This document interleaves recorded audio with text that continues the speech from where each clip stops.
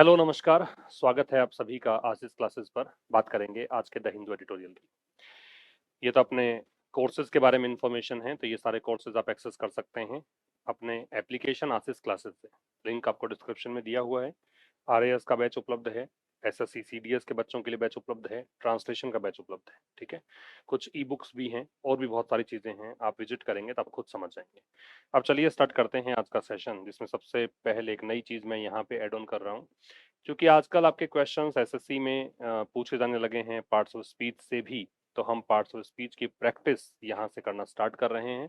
हालांकि मैं आपको हर एक सेशन में बताता जरूर हूँ कि कौन सी वर्ड कैटेगरी है, कौन सा पार्ट ऑफ स्पीच है। यहाँ पे हम उस चीज को प्रैक्टिस में लेके आएंगे। The sweeping changes to GST were welcomed by industry. आपको ये जो बोल्ड लेटर दिख रहा है, बोल्ड कलर में बोल्ड दिख रहा है, इसको आपको बताना है कि क्या वर्ड कैटेगरी है। पहले खुद से आप सोच लीजिए वीडियो को पॉज करके, और उसके बाद में मेरा आंसर सुनिए। देखिए यहाँ पे जो आंसर आपका आएगा वो आएगा स्वीपिंग चेंजेस एडजेक्टिव। क्यों? क्योंकि दैट जो है वो डिटरमिनर है। डिटरमिनर के बाद देखिएगा तो डिटरमिनर है तो पक्का नाउन होगा कहीं ना कहीं। चेंजेस आपको पता है नाउन है, क्योंकि इसका प्लूरल बन रहा है। जिन शब्दों का प्लूरल बन सकता हो एस और यस लगकर, वो नाउन्स होते हैं, और नाउन से पहले जो इसका मॉडिफायर होता है वो क्या होता है? एडजेक्टिव। तो यहाँ पे आपका जो आंसर है वो एडजेक्टिव होगा। ठीक है, अगला पूछा है आपसे। अच्छा, इसका ट्रांसलेशन भी कर देता हूँ कि स्वीपिंग चेंजेस, स्वीपिंग का मतलब होता है एक्सटेंसिव या बहुत ज्यादा। अमूलचूल कह सकते हो, तो अमूलचूल बदलाव किसमें? जीएसटी में। उनका स्वागत किया गया इंडस्ट्री के द्वारा। ये ट्रांसलेशन।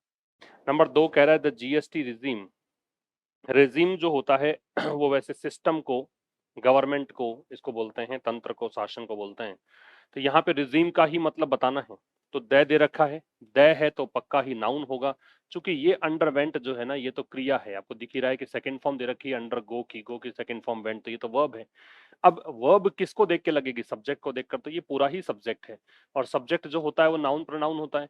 सब्जेक्ट नाउन प्रोनाउन है, तो जीएसटी रेजिम जो है कंपाउंड नाउन है, तो ये रेजिम भी यहाँ पे क्या कहलाएगा? नाउन।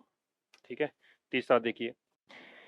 इसका ट्रांसलेशन ये है कि जीएसटी रेजिम जो है अंडरवेंट सिग्निफिकेंट रिफॉर्म। सिग्निफिकेंट का मतलब बड़े बदलाव, कंसिडरेबल कह सकते हो, इंपॉर्टेंट कह सकते हो, और रिफॉर्म्स का मतलब सुधार होता है। तो जीएसटी जो तंत्र है वो गुजरा किससे? बहुत सारे सुधारों से गुजरा, बहुत बड़े बड़े सुधारों से गुजरा। The GST council authorize the rate cuts. अब यहाँ ऑथोराइज्ड का बताना है, तो ऑथोराइज्ड जो है वो यहाँ पे क्रिया है। कैसे? कि जीएसटी काउंसिल है वो सब्जेक्ट है इसका, और जिस शब्द का first form, second form, third form आप चेंज कर सकते हैं वो वर्ब कैटेगरी में जाती है। तो ऑथोराइज्ड में हमने सेकंड फॉर्म की है, तो ये वर्ब हो जाएगी। बी आपका आंसर होगा। तो जीएसटी परिषद जो है उसने रेट कटौती को ऑथोराइज किया, ये इसका ट्रांसलेशन। ठीक है, तो ये तो हमने 3 क्वेश्चंस तो देख लिए हैं।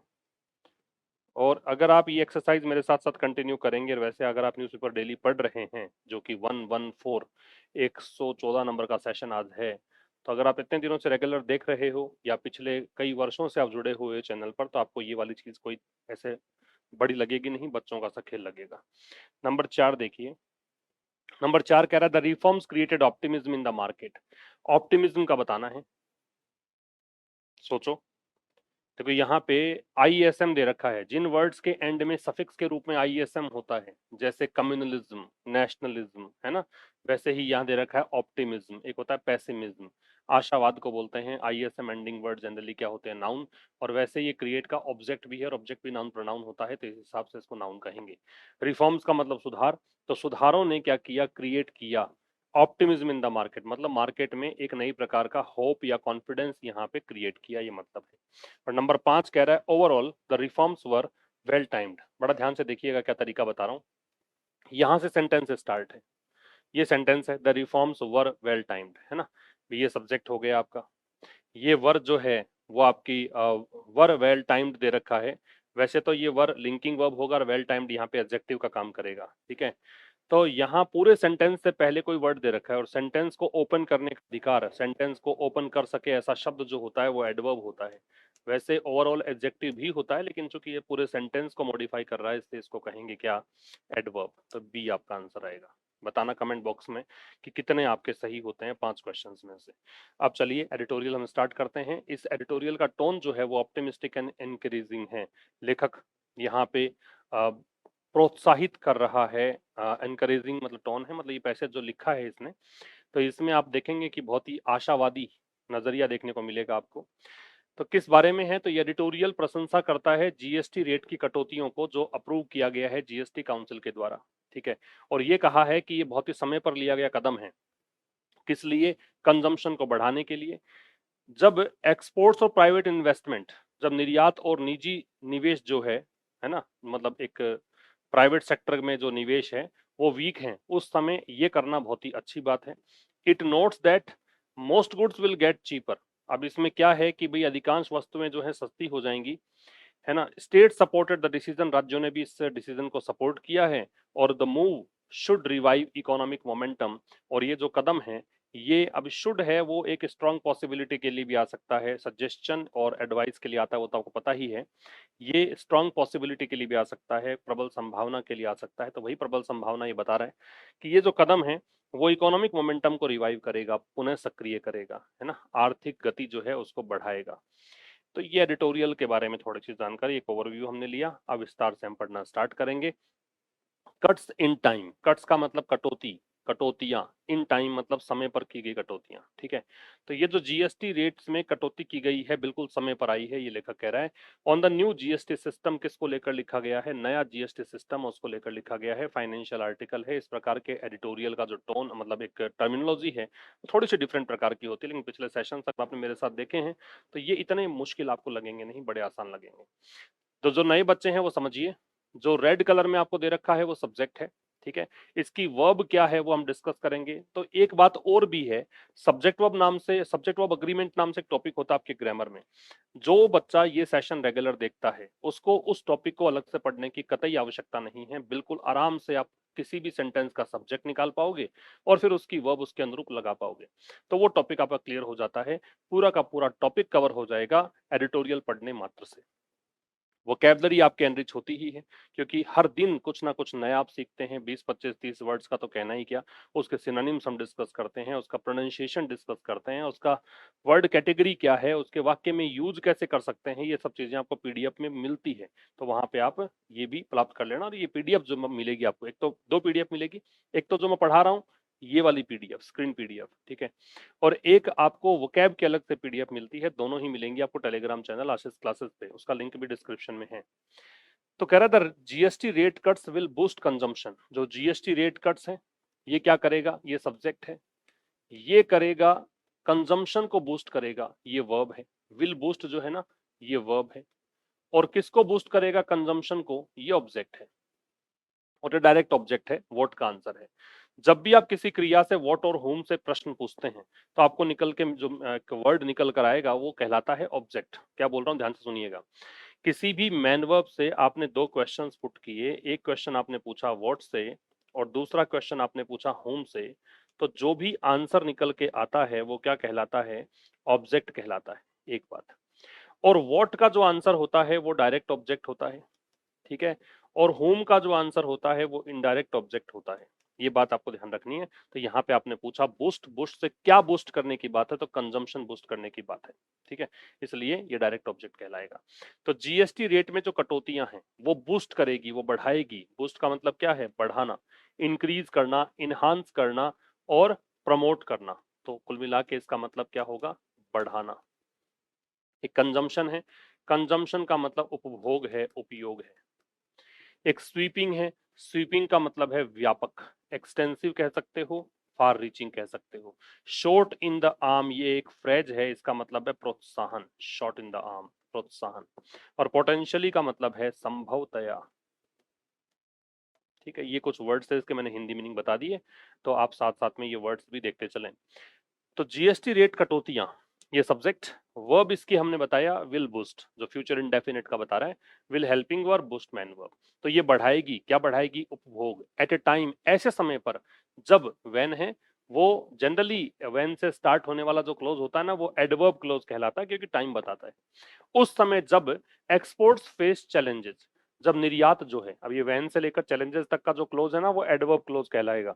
व्हेन, जब, एक्सपोर्ट्स ये सब्जेक्ट हो गया, सब्जेक्ट के बाद में फेस है वो इसकी वर्ब है, चैलेंजेस इसका ऑब्जेक्ट है। उस समय जब निर्यात जो है उनका सामना चुनौतियों से हो रहा है, ठीक है। निर्यात थोड़ा सा स्ट्रगल कर रहा है, उस समय जो जीएसटी रेट में कटौतियां हुई हैं ये उपभोग को, कंजम्पशन को, यूटिलाइजेशन को, यूज को बढ़ाएगी। ठीक है, अब विस्तार से देखिएगा। द स्वीपिंग चेंजेस, यहाँ द डिटरमिनर है। स्वीपिंग हमने देखा कि एडजेक्टिव है क्योंकि चेंजेस के बारे में बता रहा है, चेंजेस नाउन है। तो द स्वीपिंग चेंजेस, जो व्यापक बदलाव है, जो फार रीचिंग या एक्सटेंसिव चेंजेस है, किस में बदलाव हुए हैं? तो देखिए जिसमें बदलाव हुआ है उसमें टू लगेगा। गुड्स एंड सर्विसेज टैक्स को शॉर्ट में हम जीएसटी बोलते हैं। जीएसटी रिजीम में, जीएसटी सिस्टम में, रिजीम का मतलब क्या है? सिस्टम, तंत्र में। Authorized by the GST council, और ये बदलाव के बारे में ऑथोराइज किसने किया, अप्रूव किसने किया? इस ऑथोराइज्ड का मतलब है अप्रूव्ड या सैंक्शनड। इन बदलावों की स्वीकृति दी है जीएसटी काउंसिल ने, जीएसटी परिषद ने। एक और याद रखिएगा, एक ये भी काउंसिल होता है COUNSEL, ये होता है सलाह देना, एडवाइस, है ना, और ये होता है परिषद, ये फर्क है दोनों में। काउंसिल जो है इससे काउंसलिंग बनता है, सलाह देने को बोलते हैं। तो ये अप्रूवल दिया जीएसटी काउंसिल ने, कब दिया? वेंसडे को। तो जब पर्टिकुलर डे या डेट की आप बात करते हो किसी भी सेंटेंस में, अगर आपको पर्टिकुलर डे या डेट मिले कि आप इस डे और इस डेट की बात कर रहे हो, तो उसमें किसका प्रयोग करते हैं? ऑन का प्रयोग करते हैं, ध्यान रखें। ठीक है, तो ये वेंसडे की बात है, 3 सितंबर 2025 की बात है। अब ये जो चेंजेस हुए हैं इसकी वर्ब है हैव कम। कम की तीनों फॉर्म देखोगे तो कम, केम, कम, और एच के साथ वर्ब की थर्ड फॉर्म आती है, तो हैव में एच लगा हुआ है तो थर्ड फॉर्म है, प्रेजेंट परफेक्ट टेंस है। तो ये चेंजेस जो हैं आए हैं as a shot in the arm, किस रूप में आए हैं? एज यहाँ प्रेपोजिशन होगा। A shot in the arm जो है ये एक फ्रेज है, एक प्रोत्साहन के रूप में आए हैं। For the mood off the people, और प्रोत्साहन किसके लिए है? लोगों के मूड के लिए, लोगों के, कह सकते हो कि मनोवृत्ति के लिए। एंड पोटेंशियली, और संभवतया, पोटेंशियली एडवर्ब है। फॉर द इकोनॉमी ओवरऑल, संभवतया अर्थव्यवस्था के लिए भी। ओवरऑल का मतलब है कुल मिलाकर, है ना, इन टोटलिटी, उसको बोलते हैं क्या? ओवरऑल। फिर समझ लीजिए, जो व्यापक बदलाव हैं किसमें हुए हैं? जीएसटी में। किसने अप्रूवल दिया? जीएसटी काउंसिल ने। कब दिया? 3 सितंबर को, वेंसडे को। ये बदलाव ने क्या किया है? ये लोगों के मूड को प्रोत्साहित करने वाला बदलाव है, और संभवतया पूरी इकोनॉमी के लिए भी, इकोनॉमी को भी प्रोत्साहित करने वाला बदलाव है। बात समझ में आ गई? तो ये था फर्स्ट स्लाइड में। आगे चलिएगा। फ्यू थिंग्स, देखो फ्यू, जब फ्यू या लिटिल से पहले जब कुछ नहीं मिलता है आपको, ना ए मिलता है ना द मिलता है। फ्यू और लिटिल से पहले जब कुछ नहीं मिलता है तो इनका मतलब होता है नो या नथिंग। इसको बोलेंगे नथिंग। ठीक है, नथिंग नहीं, इसको बोलो आप नो या नथिंग। ठीक है, और इसको बोलो नो या नन। ये फर्क पड़ता है जब इनसे पहले कुछ भी नहीं है तो फ्यू थिंग्स मतलब नो थिंग्स। इस पर का मतलब है प्रेरित करना। इस पर क्या होता है? प्रोत्साहित करना, प्रेरित करना, प्रेरित करना, प्रोत्साहित करना, स्टिमुलेट करना, एनकरेज करना। ठीक है, इनकरेज करना। तो बहुत कम चीजें हैं, या फिर कहें कि चीजें है ही नहीं जो कि स्पर करती हैं, प्रोत्साहित करती हैं किसको? ऑप्टिमिज्म को, मतलब आशावाद को। ठीक है, एंड डिमांड, और डिमांड को एज इफेक्टिवली, उतने ही प्रभावी तरीके से जितना कि रेट कटौतियां, टैक्स कटौतियां करती हैं। मतलब ऐसी कोई चीज नहीं है जो आशावाद और डिमांड को प्रेरित करे उतने प्रभावी तरीके से जितना कि टैक्स में कटौतियां करती हैं। टैक्स कटौती करते ही ऑप्टिमिज्म और डिमांड जो है वो प्रोत्साहित हो जाते हैं, लेकिन ऐसी और कोई चीज है नहीं।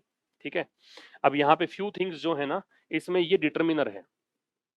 फ्यू थिंग्स में फ्यू जो है वो डिटर्मिनर है, थिंग्स है वो नाउन है। ठीक है, स्पर है ये वर्ब है, ऑप्टिमिज्म है ये ऑब्जेक्ट है, और ऑब्जेक्ट जो कि नाउन प्रोनाउन है तो ये नाउन है। ये आपका कंजंक्शन है, और कंजंक्शन दोनों चीजें सेम जोड़ता है तो ये भी ऑब्जेक्ट है और ये नाउन है। एज इफेक्टिवली एज, ये एडवर्ब का काम करेगा यहाँ पे, जब आप एज एज को ऐसे यूज करते हो।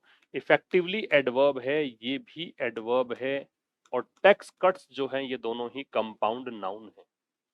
दोनों मिला के ही क्या बना रहे हैं? Compound noun. बात समझ में आ रही है? एज का आप कंजंक्शन के रूप में भी कर सकते हैं, एज एक प्रेपोजिशन के रूप में भी आ सकता है, एज का एडवर्ब के रूप में भी आ सकता है। तो जब आप कंपैरिजन के लिए इसको यूज करते हो तो एज एज जो है वो एडवर्ब की भूमिका निभाता है, और वैसे भी एडवर्ब से पहले एडवर्ब ही आ सकता है। ठीक है, तो कोई चीज ऐसी नहीं है जो कि ऑप्टिमिज्म और डिमांड को प्रेरित करे उसी प्रभावी तरीके से जैसे कि टैक्स कटौतियां करती है। The centre did well, centre यहाँ पे सब्जेक्ट हुआ, ये इसकी वर्ब हुई, वेल है वो एडवर्ब हुआ। ठीक है, ये एडवर्ब है। वेल और गुड में डिफरेंस यही है, ध्यान से समझिएगा, एक एक बात को नोट कर लेना। गुड और वेल में डिफरेंस यही है कि गुड जो होता है वो एक एडजेक्टिव होता है, वेल जो होता है वो एक एडवर्ब होता है। दोनों की डिग्री कंपैरेटिव सुपरलेटिव सेम होती है, गुड बेटर बेस्ट और वेल बेटर बेस्ट।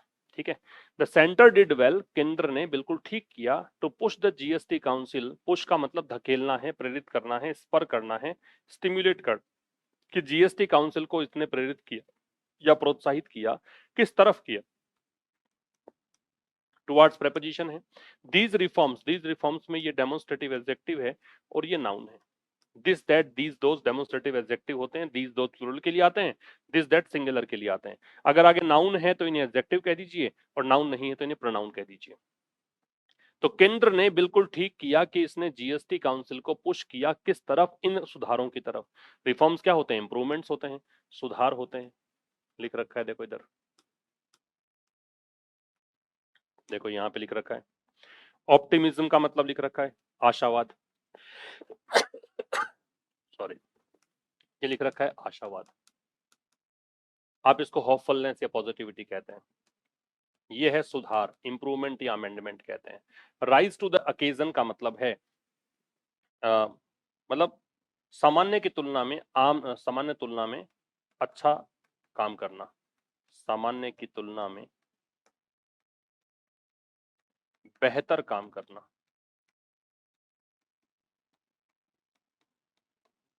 और नीदर हियर नोर देयर, ये एक फ्रेज है, इसका मतलब होता है अप्रासंगिक, अप्रासंगिक। ठीक है, मतलब अनइम्पोर्टेंट या इरेलेवेंट, ये मतलब होता है। क्या कहना चाह रहे हैं, केंद्र ने बिल्कुल ठीक किया जीएसटी काउंसिल को प्रेरित करके किस तरफ, इन सुधारों की तरफ, विच रोज टू द ओकेजन। अब ये सुधारों की बात कर रहा है, इन सुधारों ने क्या किया, बहुत ही अच्छा काम किया है, बहुत अच्छे से रेस्पॉन्ड किया है ना, यूजुअल तरीके से, यूजुअल की तुलना में ज्यादा बेटर परफॉर्म किया है, एंड क्लियर देम क्विकली। ठीक है, अभी सॉरी, विच जो है सुधार के लिए नहीं आ रहा, जीएसटी काउंसिल के लिए, इस जीएसटी काउंसिल ने बिल्कुल अच्छा परफॉर्म किया, बिल्कुल तरीके से प्रत्युत्तर दिया, सरकार ने कहा, इसने काम किया, और इन सुधारों को, इन सुधारों के लिए आ रहा है देम, है ना, इन सुधारों को इसने क्लियर कर दिया, क्लियर कर दिया मतलब सैंक्शन कर दिया, इन सुधारों को स्वीकृति दे दी, क्विकली मतलब बहुत जल्दी से दे दिया, क्विकली एडवर्ब है। फिर समझ लो, केंद्र सरकार ने बिल्कुल ठीक किया जीएसटी काउंसिल को पुश करके, पुश किस लिए किया, इन सुधारों की तरफ, और जीएसटी काउंसिल जो है विच रिलेटिव प्रोनाउन है जो जीएसटी काउंसिल के लिए आ रहा है, इस जीएसटी काउंसिल ने बिल्कुल ठीक इसने रेस्पॉन्ड किया जो इसका आदेश था सरकार का, और उन सुधारों को बहुत जल्दी से मंजूरी दे दी। क्रिटिसिज्म दैट, क्रिटिसिज्म जो है वो आलोचना है, नाउन है, सब्जेक्ट है, इसकी वर्ब देखते हैं कहाँ है, दैट है वो कंजंक्शन है। आलोचना, क्या आलोचना, कि ये जो रिफॉर्म्स हैं, दीज डेमोन्स्ट्रेटिव एडजेक्टिव हुआ, रिफॉर्म्स नाउन हुआ। इसकी वर्ब जो है हैव कम प्रेजेंट परफेक्ट दे रखा है, ये हेल्पिंग वर्ब है और ये मैन वर्ब है। आलोचना, आलोचना क्या, कि ये जो सुधार हैं ये बहुत देरी से आए हैं। टू जो है वो एक नेगेटिव एडवर्ब है जो आवश्यकता से ज्यादा के लिए दर्शाया जाता है, एक्सट्रीमिटी शो करता है। तो टू का मतलब है जितना देर नहीं होनी चाहिए उससे कहीं ज्यादा देरी से आया है। तो आलोचना, आलोचना क्या, कि ये सुधार जो हैं आए हैं बहुत देरी से आए हैं। ये आलोचना की वर्ब है इज, ये अप्रासंगिक है, ये इतना इंपॉर्टेंट नहीं है, कि लोग अभी भी आलोचना कर रहे हैं कि सुधार तुम्हें पहले कर देने चाहिए थे, लेकिन ये वाली बात है वो लेखक कह रहा है कि अप्रासंगिक है, लेखक सरकार के साथ खड़ा नजर आ रहा है। ठीक है, और ये इन इमेजेस के साथ थोड़ा सा आप रिलेट कर सकते हो जो भी हमने उस स्लाइड में पढ़ा है। The GST council is a federal body, federal body मतलब संघीय, फेडरल का मतलब क्या होता है, संघीय। ठीक है, बॉडी है, and any of the states, अब देखो संघ का मतलब है केंद्र और राज्य दोनों मिलकर काम करते हैं वैसा। तो जीएसटी काउंसिल सब्जेक्ट हो गया, इसकी वर्ब हो गई इज, ए जो है वो डिटरमिनर है, फेडरल जो है वो एडजेक्टिव है, और बॉडी है वो नाउन है, एंड है वो कंजंक्शन है, एनी है वो प्रोनाउन की भूमिका में है। अगर इसके बाद नाउन होता तो मैं इसको डिटरमिनर बोलता, नाउन नहीं है, प्रेपोजिशन है, तो मैंने कहा इसको प्रोनाउन। ऑफ जो है वो प्रेपोजिशन है, द डिटरमिनर है, स्टेट्स नाउन है, कुड है वो, कुड हैव जो है वो हेल्पिंग वर्ब की भूमिका में है, सजेस्टेड है वो मैन वर्ब है, दीज डेमोन्स्ट्रेटिव एडजेक्टिव है, रेट कट्स है वो कंपाउंड नाउन है, ठीक है। अर्लियर एडवर्ब है, बट कंजंक्शन है, डिड नॉट ये helping verb, not adverb of negation है, नॉट है ना। देखो इस अर्लियर देखो क्या कर रहा है, जीएसटी काउंसिल जो है एक फेडरल बॉडी है, एक बात कंप्लीट कर रहा है कि जीएसटी परिषद जो है वो एक संघीय निकाय है, और any of the states could have suggested, और कोई भी राज्य, क्योंकि संघीय निकाय है तो केंद्र की जिम्मेदारी भी है राज्य की भी है, तो कोई भी राज्य जो है वो सजेस्ट कर सकता था। कुड कैन का मतलब कर सकता है, कुड मतलब कर सका, कुड हैव के साथ थर्ड फॉर्म मतलब कर सकता था, और कोई भी राज्य, जितने भी राज्य हैं उनमें से कोई भी राज्य सजेस्ट कर सकता था दीज रेट कट्स, इन दरों में कटौतियों को अर्लियर, पहले भी कर सकता था लेकिन किया नहीं। अब लेखक पूरा पूरा केंद्र के साथ खड़ा हुआ नजर आ रहा है। लेखक कह रहा है कि भाई अगर कोई कह रहा है कि कोई विपक्षी खेमा ये कह रहा है कि सरकार को ये स्टेप पहले लेना चाहिए था, सरकार बहुत देरी कर रही है, तो बहुत ही इरेलेवेंट सा कॉन्सेप्ट है, ठीक है। तो फिर आइए, तो एक फेडरल बॉडी है तो फिर आपने क्यों नहीं पहले सुझाया, पहले आप कहते थे और फिर नहीं करता तो हम देखते, ऐसा कहना चाहता है। द एप्रोप्रिएटनेस, एप्रोप्रिएटनेस का मतलब है उपयुक्तता, एप्रोप्रिएटनेस का मतलब है उपयुक्तता, सुटेबिलिटी या करेक्टनेस। तो कह रहा है the appropriateness of the prime ministers announcement, जो उपयुक्तता है, किसकी उपयुक्तता, प्रधानमंत्री के रिफॉर्म्स की घोषणा की उपयुक्तता। अब लेखक थोड़ा सा एक बात कह रहा है कि थोड़ा बैलेंस करने की कोशिश कर रहा है कि प्रशंसा बहुत हो चुकी केंद्र सरकार, क्यों ना मेरी फितरत के अनुसार मैं इसे आड़े हाथों लूं। तो देखो एप्रोप्रिएटनेस उपयुक्तता किसकी, प्रधानमंत्री के भाषण की, प्रधानमंत्री से पहले वैसे भी दय लगता है, हालांकि ये दय जो है वो अनाउंसमेंट के लिए आ रहा है। ऑफ द रिफॉर्म्स, अनाउंसमेंट किसकी, इन सुधारों की, in his independence day speech, और सुधारों की घोषणा कब की गई, अपने स्वतंत्रता के दिवस वाले भाषण में। Coming as it did before either the relevant group of ministers और द जीएसटी काउंसिल मेट, ये आया, ये जो एप्रोप्रिएटनेस है इनके भाषण की, मतलब इन्होंने अपने भाषण में आजादी दिवस वाले दिन इन्होंने सुधारों की घोषणा की, तो ये चीज आई, it did before either the relevant group of ministers और द जीएसटी काउंसिल मेट, कि ना तो कोई संबंधित, रेलेवेंट का मतलब होता है पर्टिनेंट, जो संबंधित है, मतलब भाई जीएसटी के बारे में कोई वित्त मंत्री जो है वो घोषणा करती, ऐसा नहीं हुआ। उन मिनिस्टर्स के ग्रुप, या तो मिनिस्टर्स का ग्रुप इधर के साथ और लगता है, और ना ही यहाँ पे जीएसटी काउंसिल की मीटिंग हुई, उससे पहले ये घोषणा हुई। इस बात पे क्वेश्चन उठाया जा सकता है। बहुत ही आसान तरीके से समझें तो सेंटेंस इतना सा है कि प्रधानमंत्री ने जो रिफॉर्म्स का अनाउंसमेंट किया इंडिपेंडेंस डे वाले स्पीच में, इस बात पर क्वेश्चन उठ सकता है, इस बात को संदेह के घेरे में रखा जा सकता है। मॉडल का पैसिव कैसे बनाया, बी, और बी के साथ क्या लगाया, थर्ड फॉर्म, ठीक है। मॉडल का पैसिव कैसे बनता है, बी लगाकर बनता है, और बी के साथ कौन सी फॉर्म लगती है, थर्ड फॉर्म लगती है। तो जो एप्रोप्रिएटनेस है, प्रधानमंत्री के द्वारा इन सुधारों की घोषणा करना, और वो भी इंडिपेंडेंस डे स्पीच वाले दिन, तो ये एप्रोप्रिएटनेस जो है इस पर प्रश्न उठाया जा सकता है। बात क्लियर है। बीच में इसने क्या कहा कि ये बात आई, और तब आई, उससे भी पहले आई, किससे पहले आई, इट की वर्ब है डिड, ठीक है। ये पहले आई, किससे पहले आई, कि ना तो कोई संबंधित मिनिस्टर्स का ग्रुप की मीटिंग हुई, और ना ही यहाँ पे कोई जीएसटी काउंसिल की मीटिंग हुई, है ना। इन मीटिंग से पहले ही ये घोषणा हो गई, तो इस बात को संदेह के घेरे में डाला जा सकता है। आगे आइए, बट हियर टू, लेकिन यहां पर भी, है ना, बट हियर टू, टू जो है वो एक एडवर्ब है, और जनरली हम इसका प्रयोग वहां देखते हैं जहां पर आपको स्ट्रेस डालना होता है। जहां कहीं भी आप सेंटेंस में ऐसे सोचेंगे कि हाँ यहां पर एम्फेसाइज किया जा सकता है, वहां पे आप टू का प्रयोग करते हैं। लेकिन यहां पर भी द फैक्ट दैट कंजंक्शन हो गया। The council announced, council subject है, अब काउंसिल के पहले द, क्योंकि जीएसटी काउंसिल की बात है। अनाउंस्ड है, ये मैन वर्ब है। It's decisions, it's possessive adjective है। डिसीजंस नाउन्स है, ठीक है, नाउन है। लेकिन यहां पर भी ये फैक्ट क्या, कि काउंसिल ने अपने निर्णयों की घोषणा की ऑन द फर्स्ट डे, पहले ही दिन। फर्स्ट से पहले द, क्योंकि ऑर्डिनल नंबर है, जो फर्स्ट सेकंड थर्ड फोर्थ होते हैं ये ऑर्डिनल नंबर है, इनसे पहले द लगता है। और व्हाट वाज सपोज्ड, किसके पहले दिन, कि जो सपोज किया गया था, ये क्लोज बन रहा है व्हाट वाज सपोज्ड, ठीक है, व्हाट के लिए वॉज सपोज्ड है to be a 2 day meeting, कि भाई ये मीटिंग जो है 2 दिन चलेगी। शोज, ये फैक्ट की वर्ब है, शोज है। ये दिखाता है, दैट फिर कंजंक्शन है, क्या दिखाता है कि the states were on board, कि राज्य भी क्या थे। अब ये फिर से इसको बैलेंस कर रहा है कि ठीक है मैं तो पक्ष में ही खड़ा हूं आज के एडिटोरियल में एटलीस्ट। तो स्टेट्स जो हैं वो ऑन बोर्ड थे। ऑन बोर्ड का मतलब क्या होता है? ऑन बोर्ड का मतलब है सहमत थे, सहमत होना, ठीक है। इन फेवर थे, ये इसके पक्ष में थे, सहमति में थे, ये कहना चाह रहा है। कई सारे सब्जेक्ट वर्ब हैं। द फैक्ट की वर्ब है शोज, काउंसिल की वर्ब है अनाउंस्ड, व्हाट की वर्ब है वाज, स्टेट्स की वर्ब है वर, ठीक है। यहां पर भी फैक्ट जो है, फैक्ट दिखाता है। फैक्ट कौन सा है वो आपको दैट लगा के बताया है। ये जो तथ्य है ये दर्शाता है कि राज्य भी सहमत थे। अब तथ्य क्या है कि काउंसिल ने अपने डिसीजंस को पहले ही दिन अनाउंस कर दिया, जबकि ये ऐसा माना गया था। वॉज सपोज्ड पैसिव, वही से प्रेजेंट पास्ट इंडेफिनिट का है ना, सेकंड फॉर्म का पैसिव वॉज वर्ब के साथ थर्ड फॉर्म से बनता है, कि ये अनाउंस किया, ये माना गया था कि ये 2 दिन की मीटिंग चलने वाली है। और ये कॉन्सेप्ट मैंने आपको बताया हुआ है पहले, ठीक है। Number plus noun plus noun, to के साथ वैसे तो डेज आना चाहिए, लेकिन ये संख्या है, ये नाउन 1 है, ये नाउन 2 है। तो नंबर प्लस नाउन होने पर आपको नाउन जो है, सेकंड वाली नाउन जनरली मैं बात कर रहा हूं, ये नाउन 1, ये नाउन 2, ये कैसी आएगी? सिंगुलर। क्यों आएगी? क्योंकि ये इसको मॉडिफाई करती है, ये इसकी विशेषता बताने का काम करती है, ठीक है।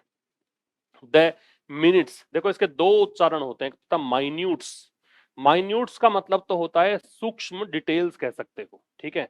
बहुत ही बारीक बारीक जो वर्णन है, पूरी जानकारी है, उसको बोलते हैं फुल डिटेल कह सकते हो, उसको माइन्यूट बोलते हैं। फिलहाल ये मिनट ही है।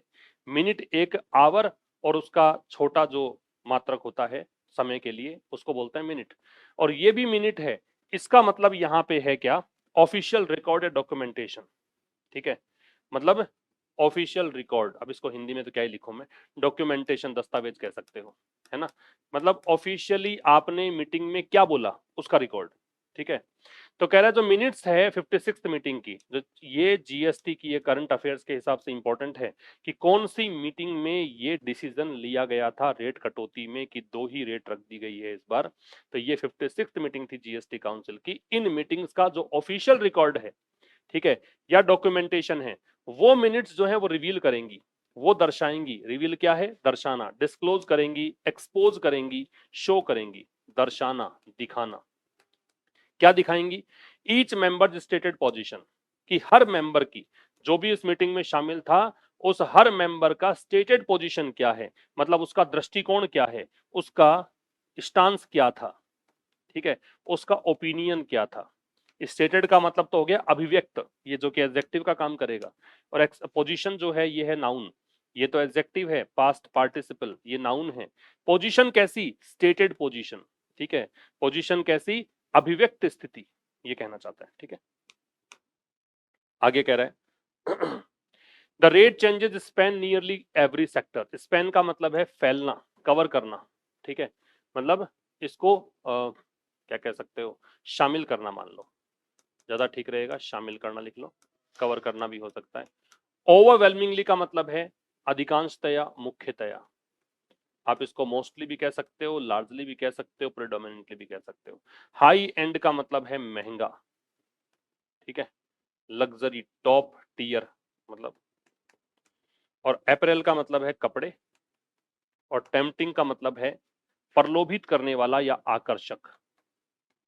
आप इसको अट्रैक्टिव कह सकते हो, एल्योरिंग कह सकते हो, एंटाइसिंग कह सकते हो, ठीक है। ये सारे सिनोनिम्स याद रखना, ये पिछले सालों में पूछे गए हैं एग्जाम्स में, खास करके एसएससी में, तो याद रखें इन वर्ड्स को भी। द रेट चेंजेस, जो दरों में कटौती हुई है, ये कवर करती है। नियरली का मतलब है ऑलमोस्ट, लगभग हर एक सेक्टर को, ठीक है।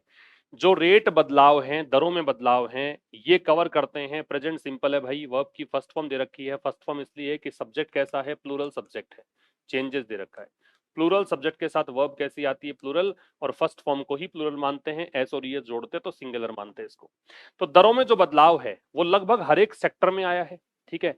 And are overwhelmingly in the downward direction, और वो बदलाव जो है वो मुख्यतया नीचे की दिशा में, मतलब कम ही हुआ है, कीमतें बढ़ी हो वो तो बहुत रेयर में हुआ होगा, बाकी कीमतें घटी ही हैं, मोस्टली डाउनवर्ड डायरेक्शन में गया है ना। वार्ड जो है वो होता है की ओर, डाउन मतलब नीचे, तो नीचे की ओर डायरेक्शन में गया है।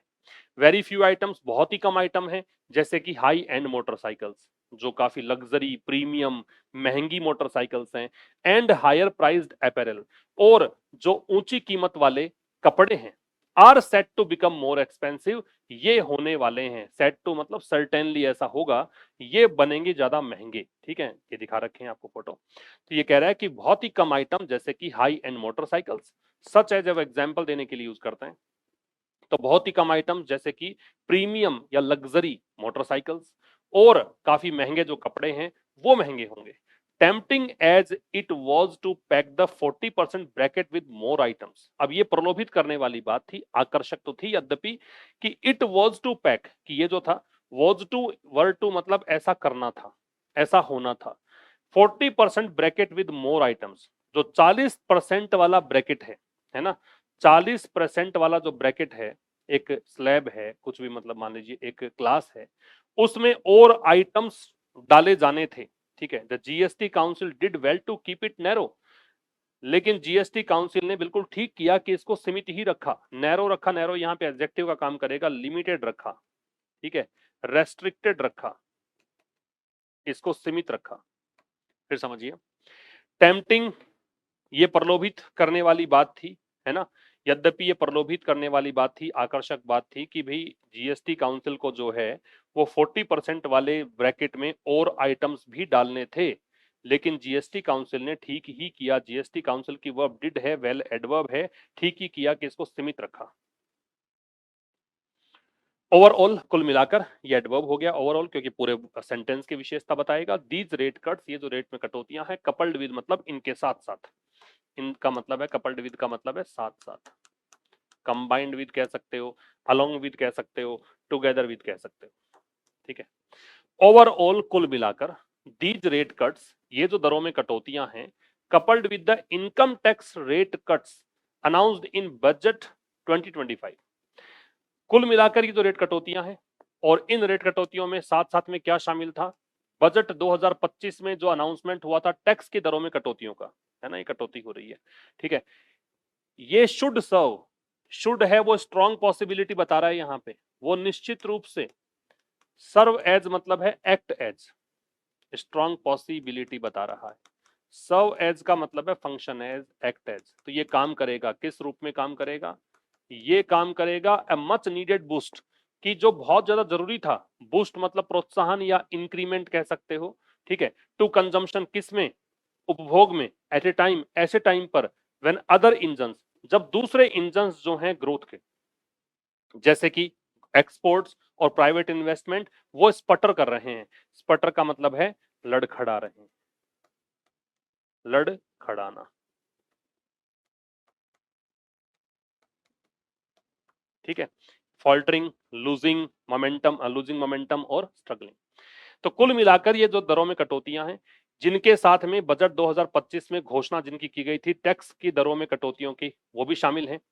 ये निश्चित रूप से बहुत ज्यादा जो उपभोग को बूस्ट चाहिए था उसका काम करेगा, बूस्ट मिलेगा, और वो भी ऐसे टाइम जब बाकी के जो इंजन हैं, बाकी के जो ड्राइवर्स हैं, इस इंजन का मतलब है ड्राइवर्स या फैक्टर्स, जो कारक हैं, ड्राइवर्स या फैक्टर्स, किसके कारक, ग्रोथ के कारक, जिनसे ग्रोथ आती है, जैसे कि सच उदाहरण देने, जैसे एक्सपोर्ट है, प्राइवेट इन्वेस्टमेंट है, ये दोनों ही, इस प्रकार के और भी हैं इंजन, वो स्पटर कर रहे हैं, ये लड़खड़ा रहे हैं, तो उस समय ये काम बहुत जरूरी था कि उपभोग बढ़ाना था आपको, है ना, लोगों में डिमांड आनी चाहिए, उपभोग बढ़ना चाहिए, तो आपने ठीक किया।